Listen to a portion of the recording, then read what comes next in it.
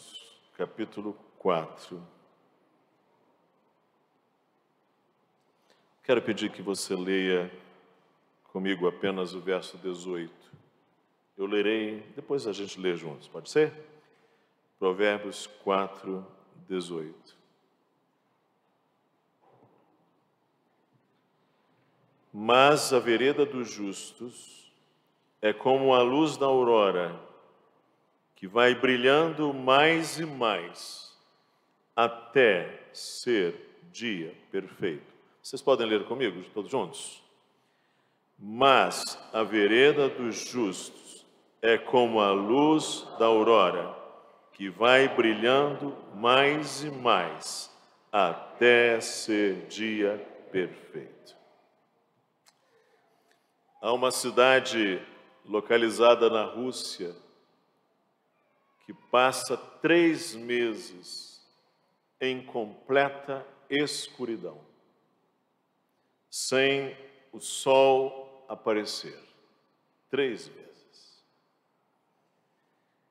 Aquela região, durante 3 meses do ano, é apenas noite.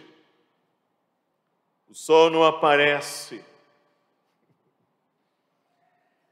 É a cidade industrial de Norilsk, localizada na Rússia, acima do Círculo Polar Ártico e que possui, acredite, 150 mil habitantes. Todos os anos, de novembro a fevereiro, o sol não nasce na região de Norilsk. Somente de vez em quando a aurora boreal consegue romper a escuridão da longa noite. Aquela é uma das cidades consideradas piores do mundo para se viver. E além de 3 meses sem sol, durante o inverno a temperatura pode chegar a menos 50 graus negativos. Ok, a gente nem consegue imaginar uma coisa dessa. E mais, os ventos da região são muito fortes, a tal ponto de que uma única rajada de vento frio pode matar a pessoa na hora.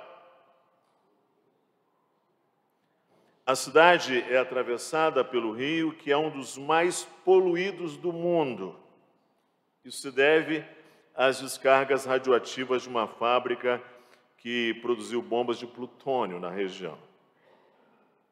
E observe, você que mora em São José e diz, meu filho aqui está sempre com algum problema de saúde por causa dessa poluição, lá em Norilsk, em razão da ausência do sol por tanto tempo, as crianças são submetidas a uma dose diária de fototerapia com raios ultravioleta para fortalecer o seu organismo. Mas a cidade é importante porque ela é industrial, ela representa 2% do PIB da Rússia. E a cidade tem condições ambientais muito precárias devido à poluição, porque as metalúrgicas espalham sujeira em todos os locais. As pessoas têm doenças respiratórias, doenças digestivas, doenças cardíacas, são muito comuns na cidade. É para esse lugar, Norilsk, essa região, que o ditador chamado Stalin mandou para lá os gulags, ou seja, que eram aqueles lugares de trabalho forçado. No período stalinista, estima-se que 650 mil prisioneiros foram enviados para lá e chegavam a trabalhar 14 horas por dia.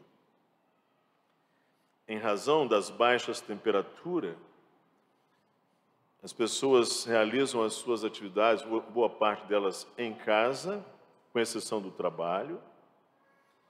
E a expectativa de vida lá na cidade em Norwich é de 60 anos. Uma década a menos do que as demais cidades da Rússia. Eu queria perguntar para você, você gostaria de se mudar para Norwich? Você gostaria de morar lá, especialmente entre novembro e fevereiro? Você sente falta da luz? Você sente falta da vida? Nós estamos aqui num livro muito importante, que é muito bom que a gente volte para ele, é o livro de Provérbios. Provérbios faz parte da chamada literatura sapiencial, da literatura de sabedoria. E para o judeu, para o hebreu, a sabedoria é uma coisa também prática. A sabedoria é sempre prática. O judeu não pensa em você só ter conhecimento para acumular informações. Para o hebreu, a sabedoria é sempre prática. E aqui, nesse texto que acabamos de ler, que faz parte do capítulo 4 de Provérbios, você tem o contraste mais básico do Antigo Testamento. Sabe qual é o contraste mais básico do Antigo Testamento? É entre o justo e o ímpio. E esse contraste claramente se percebe pelo caminho de ambos. Como é que você percebe que alguém é justo e como é que você percebe que alguém é ímpio nesse contraste tão básico com o Antigo Testamento? Você percebe pelo caminho de ambos. O justo e o ímpio, eventualmente aqui chamado de perverso, é a mesma palavra na língua original. E vai mostrar como a forma como cada um anda, ou seja, o traçado de sua vida, a forma como cada um vive. Vejam aí, se você está com o capítulo 4 aberto de Provérbios, vejam os versos 14 a 17. Não entres na vereda dos perversos, nem sigas pelo caminho dos maus, evita-o, não passes por ele, desvia-te dele e passa de largo, pois não dormem se não fazem mal, e foge deles o sono se não fizerem tropeçar alguém, porque comem o pão da impiedade e bebem o vinho das violências. O caminho do perverso, né? Do ímpio. Verso 19 diz, o caminho dos perversos é como a escuridão, nem sabem eles em que tropeçam. O justo e o ímpio têm caminhos diferentes, muito diferentes. E o justo, ele é orientado pelo princípio do temor do Senhor. Ou seja, o justo é aquele que teme ao Senhor, e o temor do Senhor é o princípio da sabedoria. Veja os versos 5 a 9. Adquire a sabedoria, adquire o entendimento, não te esqueças das palavras da minha boca, nem delas te apartes, não desampares a sabedoria, e ela te guardará, ama, e ela te protegerá.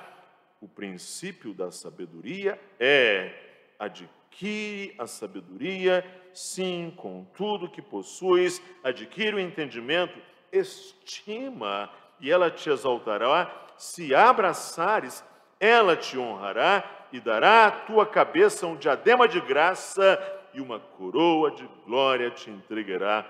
Fala aqui ao justo, para que ele compre a sabedoria, para que ele valorize, porque a sabedoria traz riqueza, a sabedoria enriquece, a sabedoria abençoa.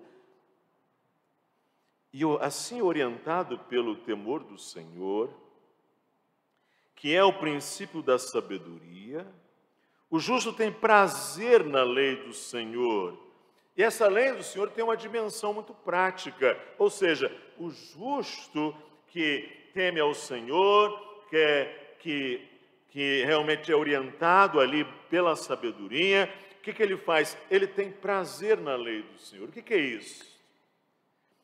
Para o hebreu, o crente do Antigo Testamento, a lei do Senhor é como a instrução de um pai, gente.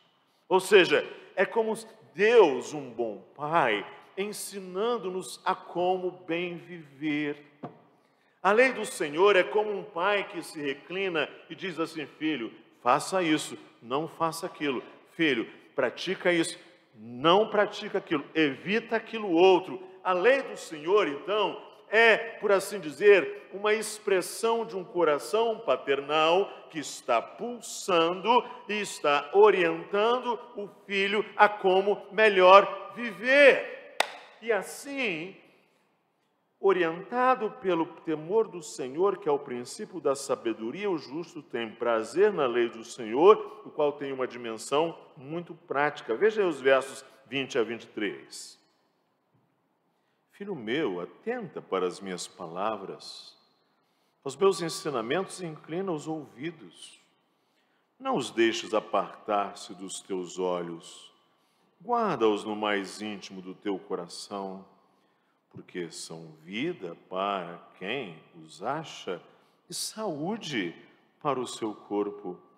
Sobre tudo que se deve guardar, guarda o coração, porque dele procedem as saídas, as fontes da vida. E aí, orientar-se pelo temor do Senhor, aplicar-se à lei bondosa de Deus. O que isso significa? É orientar-se pela experiência, é orientar-se pela experiência do mais sábio.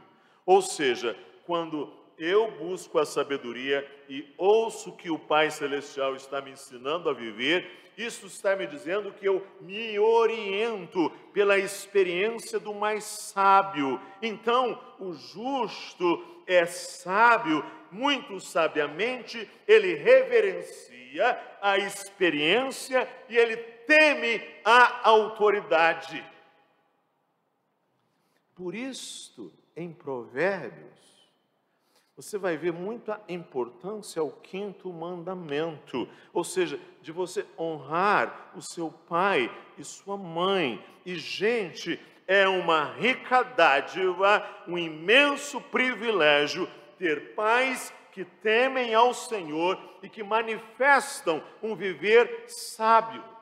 Ou seja, para o livro de Provérbios, quando você tem um pai, uma mãe que são sábios, que orientam os filhos sabiamente, isto é uma expressão desta bondade, dessa experiência, dessa ancestralidade milenar, eterna de Deus em nos instruir bem.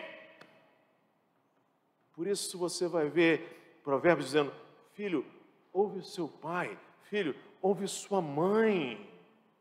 Veja os versos 1 a 4.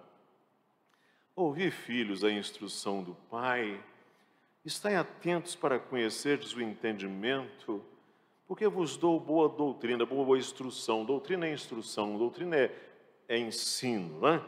Não deixes o meu ensino.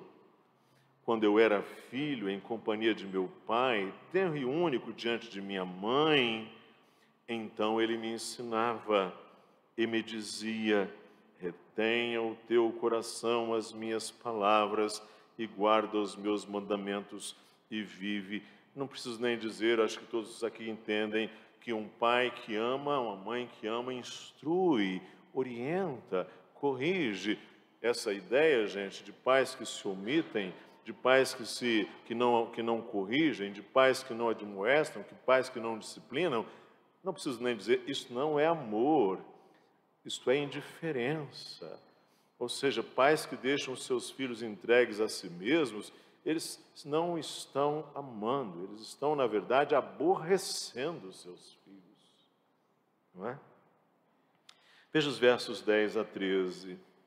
Ouve, filho meu, aceita as minhas palavras e te multiplicarão os anos de vida.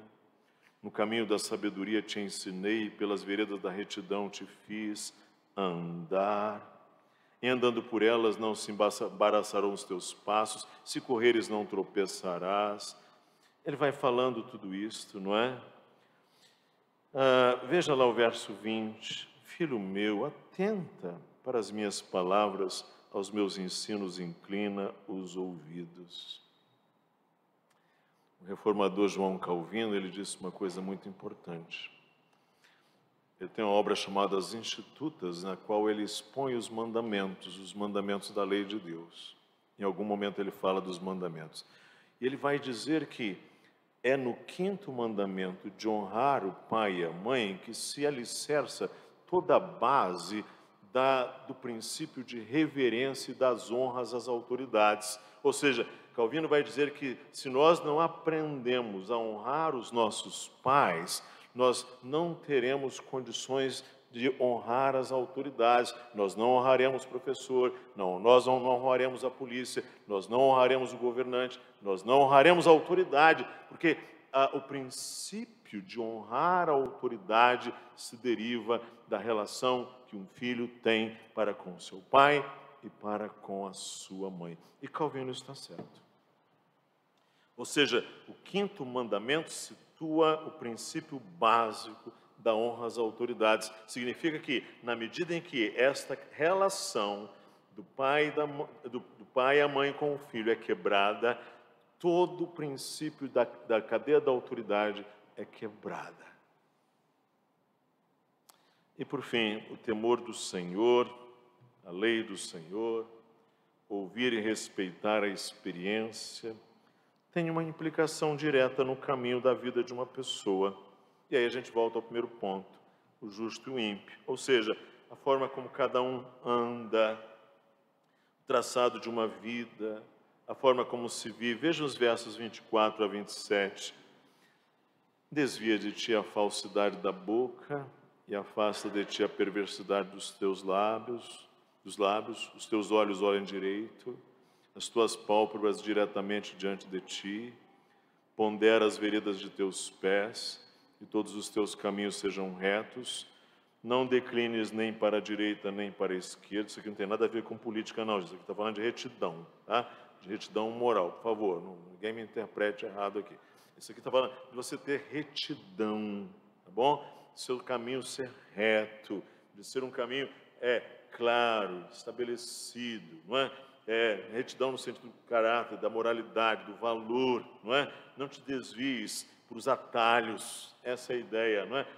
Não tome atalhos, não tome desvios. Retira o teu pé do mal. E aí que ele fala um pouco dessa vereda dos justos, caminho dos justos. Há um contraste aqui, não é? Ele começa dizendo, mas, está fazendo um contraste. Mas a vereda dos justos é como a luz da aurora, mas. Está contrastando com a vereda dos ímpios. Veja lá o verso 14. Ele diz, não entres na vereda dos perversos, nem sigas pelo caminho dos maus. Então ele está dizendo, há uma maneira do ímpio andar, há uma vereda do ímpio. Ele vai descrever essa vereda dos versos de 15 a 17. Desvia, evita, não entra por eles. Eles comem o pão da impiedade, eles bebem os vinhos das violências. E ele vai contrastar a vereda dos justos com a vereda dos perversos, que é escuridão. Vejam o verso 19. O caminho dos perversos é como a escuridão, nem sabem eles em que tropeçam. A vereda dos perversos é a escuridão. Não sei se tem alguém aqui que é da área da física, mas se houver, sabe muito bem que escuridão é ausência, Escuridão é ausência de luz. Mal é ausência. Mal é ausência de bem. Morte é ausência. Morte é ausência de vida. Em rigor, o que opera na lógica da vereda dos ímpios é o mal. Em rigor, a vereda dos justos a vereda dos ímpios, é caracterizada pela falta, é caracterizada pela ausência, é caracterizada pela miséria. Ou seja, a vereda dos ímpios é como viver em nórios entre novembro e fevereiro, é não ter luz.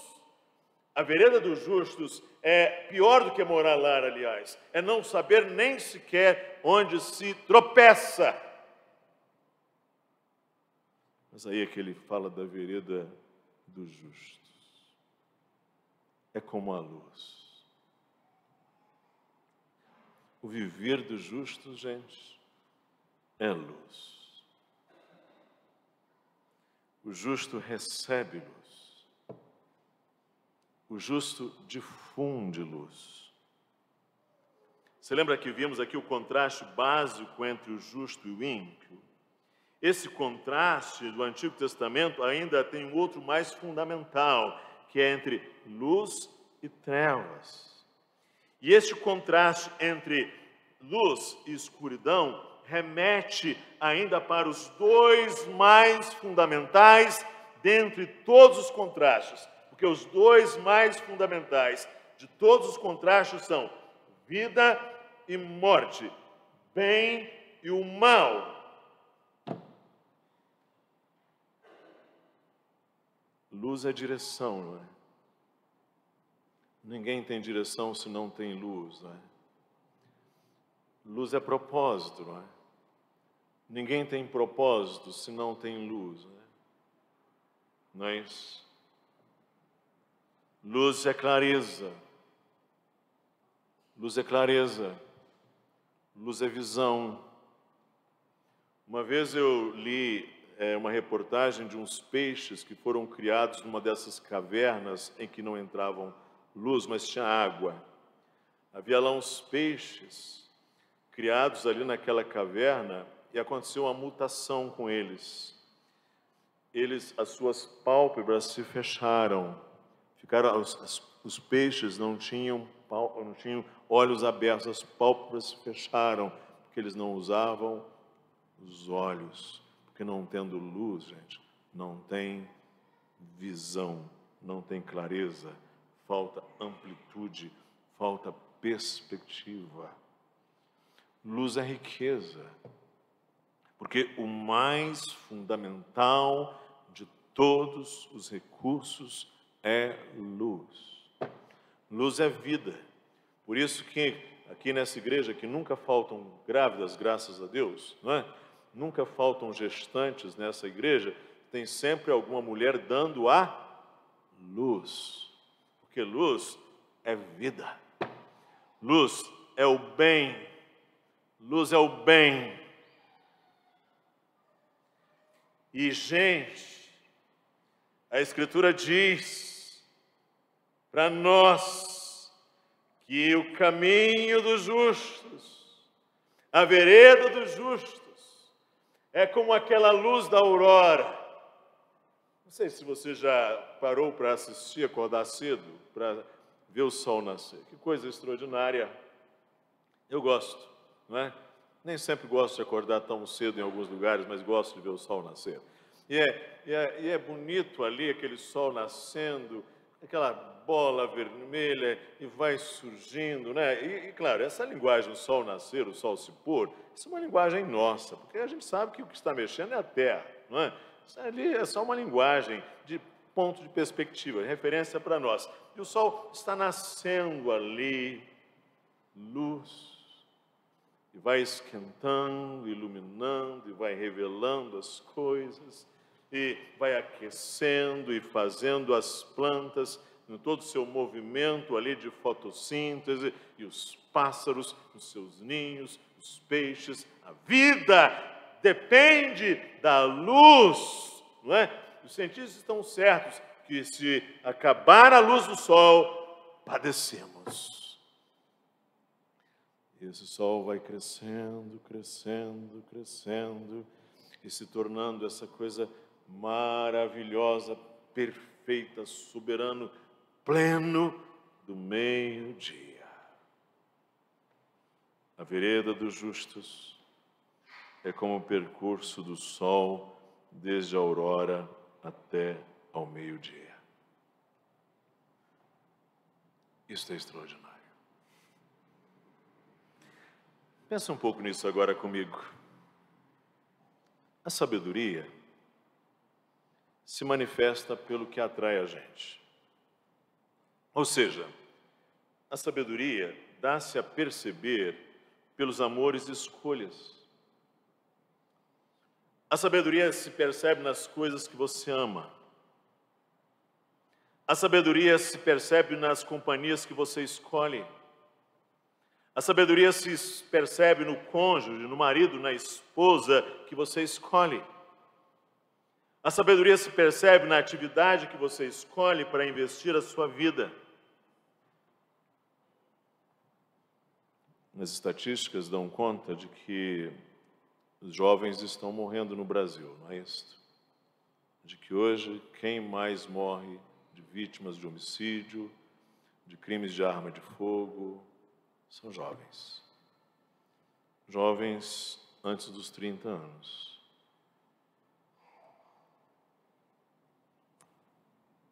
Estão investindo suas vidas em algumas coisas, não é?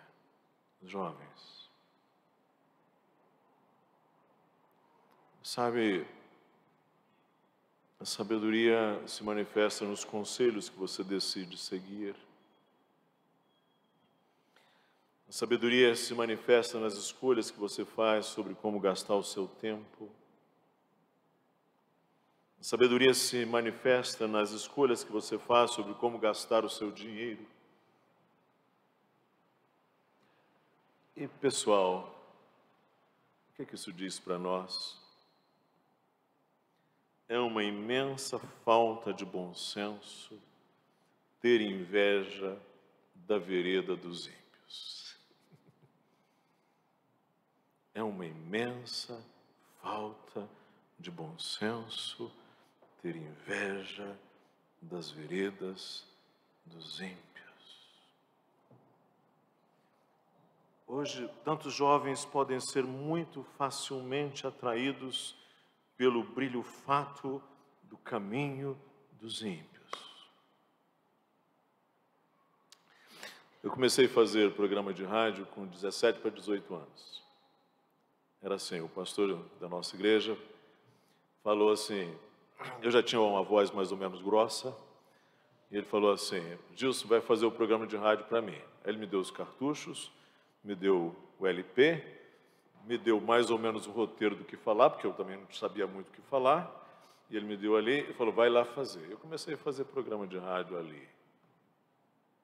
Fiz muitos, em várias rádios, da nossa associação diariamente. No Espírito Santo, quando eu comecei a fazer programa de rádio, fiz por 4 anos, todos os dias, às 7h45. Quando não estava, deixava gravado. Mas aprendi uma coisa fazendo programa de rádio, que o rádio é uma fábrica de ilusões. É uma fábrica de ilusões. Você vê aquela pessoa falando aquela voz bonita ali, e fazendo aquela música, aquela coisa, e ali tudo muito bem, ali arrumado, e você imagina, ei, uma coisa espetacular, uma coisa grandiosa, ali, e quando você chega lá, no estúdio, conhece aquelas pessoas com as suas sandálias havaianas, bermudas, e com seus problemas, com seus alcoolismos, com suas dificuldades, com as suas situações, tentando lutar ali para fazer, ali impostando a voz, você percebe. Quando eu fui fazendo um programa de rádio, as minhas ilusões sobre o rádio foi se dissipando. Fiz alguns programas de televisão. programa Reencontro. Pastor Ismael Ferreira, pai de pastor Davi, que esteve conosco aqui, eu dividi com ele alguns programas. E na televisão também vi muito disso.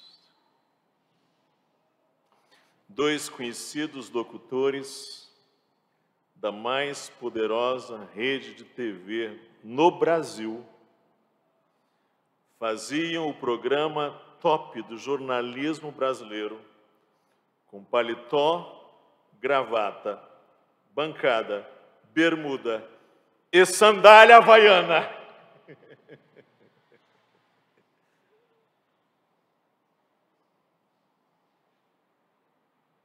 Sabe o que isso significa?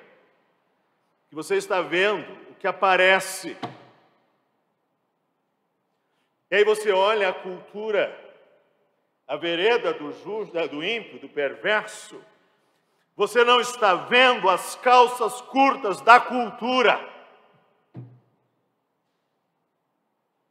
Você está iludido pelo paletó e pela gravata, pela tela luminosa. Você está idealizando aquele artista, idealizando aquele jogador de futebol, até que você o conheça, alguém que é carcomido pela droga, lunático em seu misticismo, absolutamente delirante em suas superstições.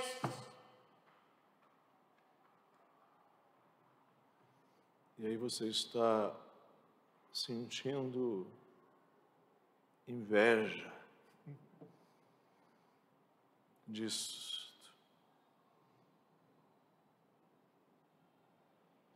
Você gostaria de mudar-se para Nórios?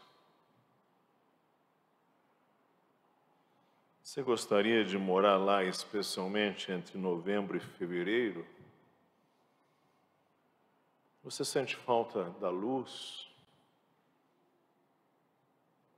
Você sente falta da vida? Por que então que você inveja a vereda dos ímpios?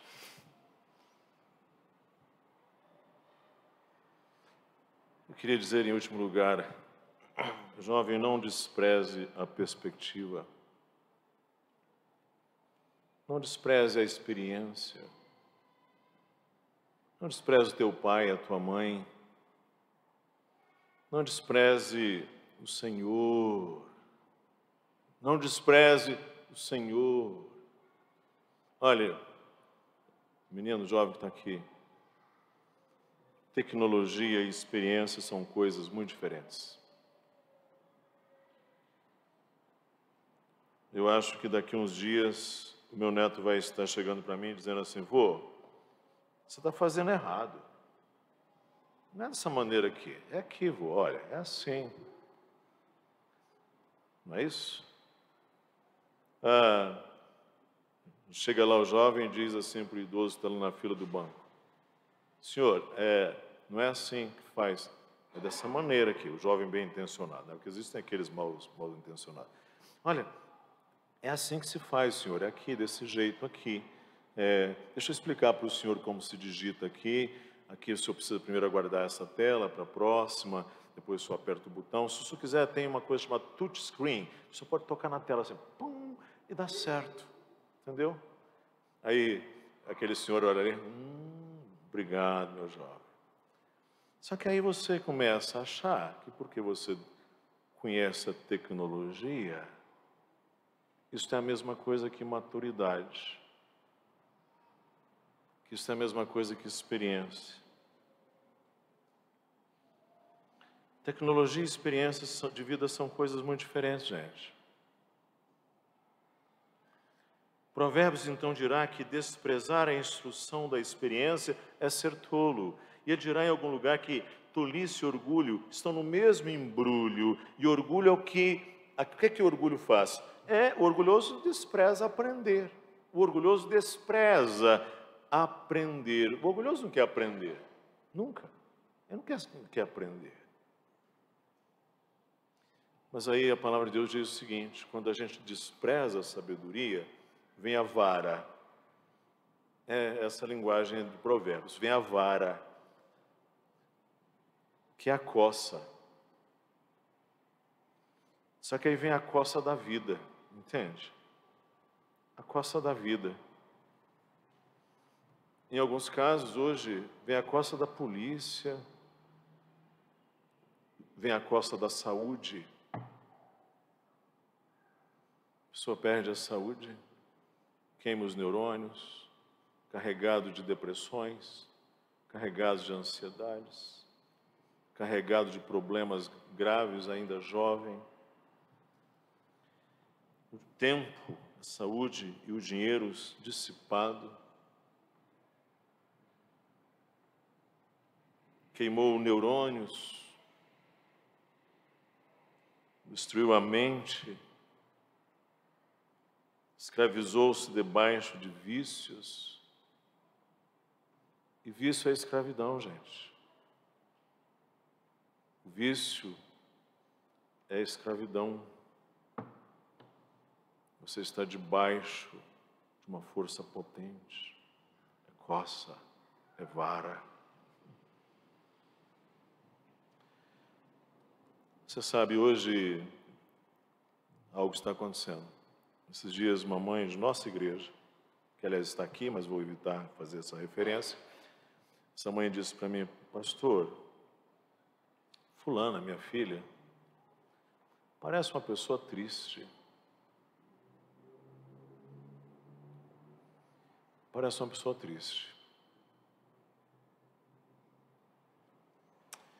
A geração Z, que hoje é chamada geração Z, são aquelas pessoas nascidas entre 1995 e 2010. Se você nasceu entre 1995 e 2010, você é da geração Z, que hoje tem uma geração mais atual, que é a chamada geração Alfa.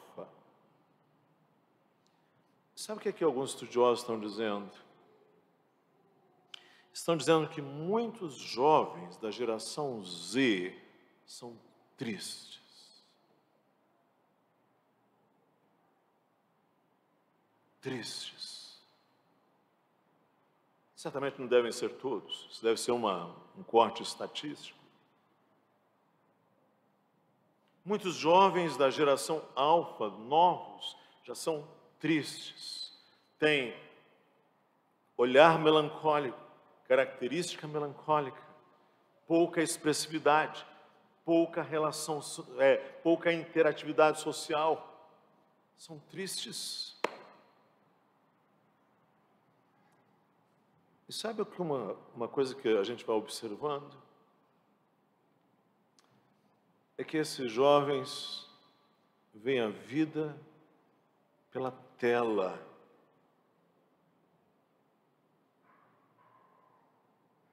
E a vida é colorida na tela, gente. Na tela, a vida é colorida. E se a vida é colorida apenas na tela, então significa que o jovem hoje está lidando muito mal com a sua própria realidade.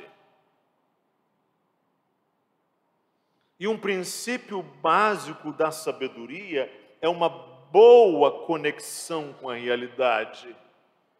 Ou seja, o saber, a sabedoria, ela conecta-se muito bem com a realidade. E na medida então que esse jovem, ele não conecta-se muito bem com a sua própria realidade, ele está perdendo um elemento fundamental para bem viver.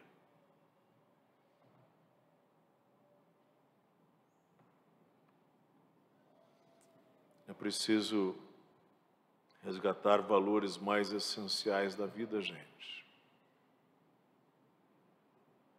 Os jovens nossos cristãos, graças ao Senhor, têm privilégios. Crescem na igreja, se interagem, conversam, têm bons professores, pessoas confiáveis, têm aqui uma linguagem boa, nobre nos nossos cultos, nas nossas letras, nas nossas músicas, nas nossas pregações, não é? Você vê os jovens das igrejas, de modo geral, hoje, os grandes comunicadores e influências hoje no Brasil, muitos deles são de origem evangélica, não é? Que tiveram esse acervo. Que privilégio, não é verdade? Então, vamos tentar ser mais sábios. Vamos recuperar o entendimento das riquezas preciosas que Deus nos deu. O caminho, a vereda do justo é luz, gente. E a gente não precisa ter inveja da vereda dos ímpios. É falta, é escuro. É como aquele lugar lá acima do Ártico, que não tem luz, que não nasce sol. Eu finalizo dizendo algo importante para você que está aqui. Um dia Jesus Cristo diz assim: a rainha do sul, que é a rainha do Sabá, se levantará no juízo com esta geração e a condenará, porque veio dos confins da terra para ouvir a sabedoria de Salomão. E eis aqui está quem é maior do que Salomão. Jesus está dizendo que ele é mais sábio, maior do que Salomão. Quando Jesus ensinava, os ouvintes se perguntavam: de onde lhe vem essa sabedoria, estes poderes miraculosos? No outro lugar perguntavam assim: que sabedoria é esta que lhe foi dada? Jesus era uma pessoa sábia. E ao expor o Evangelho na Epístola aos Romanos, Paulo exclamou assim: ó profundidade da riqueza, tanto da sabedoria como do conhecimento de Deus, quão inescrutáveis os seus caminhos. Porque o Evangelho, ele escandaliza, ele subverte a sabedoria deste mundo. Colossenses diz que Cristo, em quem todos os tesouros da sabedoria e do conhecimento estão ocultos.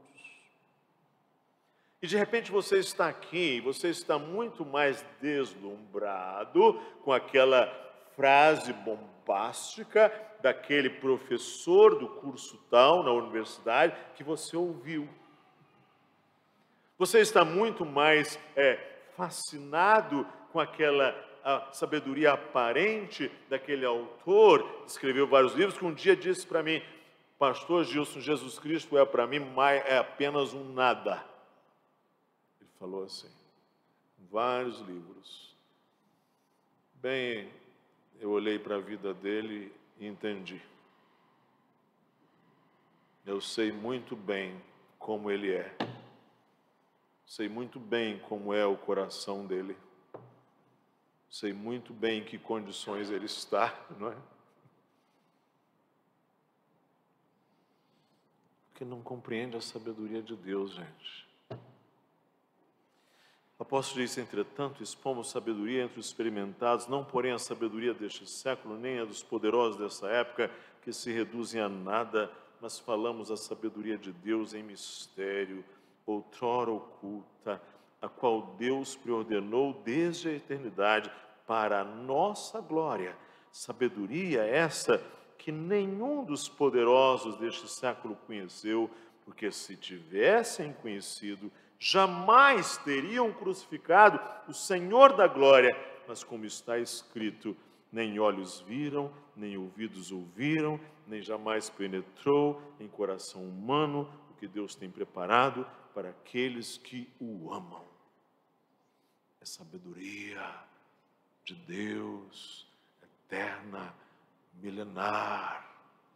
Não negligencie a sabedoria da cruz. Ninguém se engane a si mesmo. Se alguém dentre vós se tem por sábio neste século, faça-se estudo para se tornar sábio, porque a sabedoria deste mundo é loucura diante de Deus, porquanto está escrito: ele apanha os sábios na própria astúcia deles.